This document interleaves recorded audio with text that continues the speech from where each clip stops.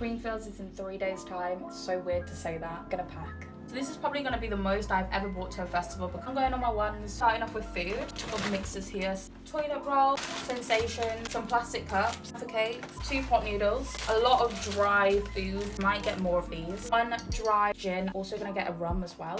3 desperados, 1 collapsible cup. And so I do have an ice cooler as well. When I bought it, I thought it was going to be a lot bigger than this, but I'm going to bring it, but I'm just going to pack other things inside it because I'm going to buy ice when I'm at the campsite and use it to store my beers in. Okay, so for toiletries, a face cream, shower gel, and mouthwash. These are all decanted. Hand sanitizer, foundation, these Happy Tuesday wellness packs for hydration sachets, paracetamol and ibuprofen, brush and earplugs, and I will also bring my toothpaste, mini toilet rolls, face wipes, and baby wipes. As for outfits, all of my outfits are in separate bags just to make it easier.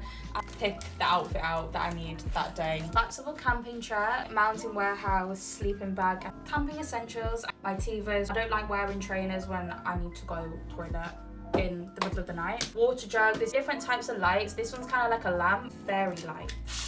Inflatable pillow, kind of locks. This one is for my tent specifically because it is finger recognition. 1 torch, battery packs. So this is pretty much everything that we have so far. The last things that I need to arrive, I bought a secondhand Van Gogh tent from a lady that went to Boomtown not long ago, so coming on Tuesday.